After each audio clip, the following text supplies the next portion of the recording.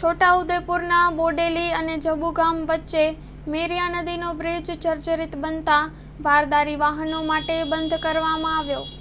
Story report by Imran Sindhi, Chhota Udepur.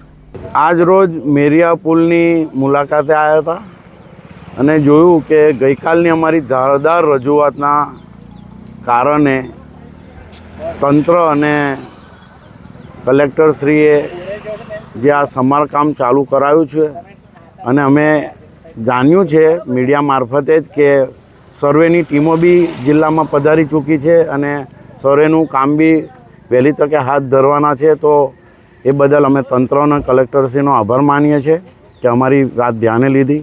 પણ સાથે સાથે અહીંયા ઊભા છે તો આપ દેખી રહ્યા છો કે પાછળ મેરિયા બ્રિજનું કામ ચાલુ છે, સમારકામ।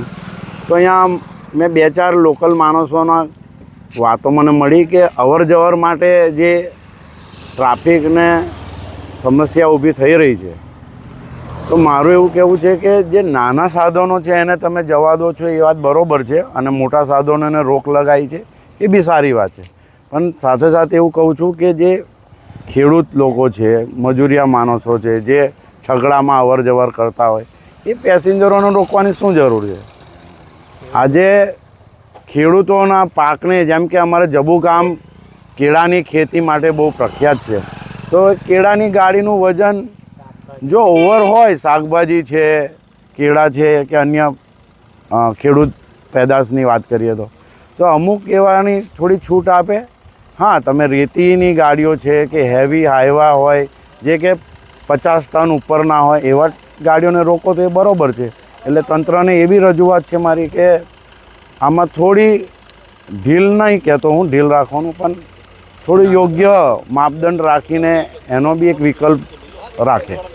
આ મેરિયા પુલની જે અવર જવર ભારદારી વાહન માટે બંધ કરી છે તે ખૂબ જ હાલત ખરાબ છે। અહીંયાના ખેડૂતોનો માલ હમણાં કેળાનો પાક તૈયાર લણવાની હમણાં તૈયારી છે અને આ રોડ બંધ કર્યો હોવાથી અમારા ખેડૂતોને ખૂબ જ નુકસાન થાય છે, ખૂબ જ તકલીફ પડે છે।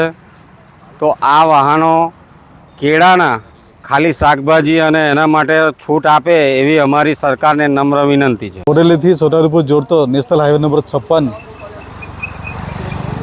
મેરિયા નદી પર આવેલો બ્રિજ, મેરિયા બ્રિજ, એ સરકારે બંધ કરેલ છે। એમાં જબુગામમાં કેરોની ખેતી થાય છે, ઘણા ખેડૂતોને શાકભાજીની પણ ખેતી થાય છે। તો અહીંયા મોટા વાહનો તો બંધ થયા એ તો બરાબર છે, પણ જે નાના વાહનો ચાલુ રાખે અને ખેડૂતોને આવક બંધ ના થાય તે રીતે સરકાર વિચારે તો ખેડૂતો માટે સારું છે, નહીં તો ખેડૂતને ઘણું નુકસાન જાય એવું છે।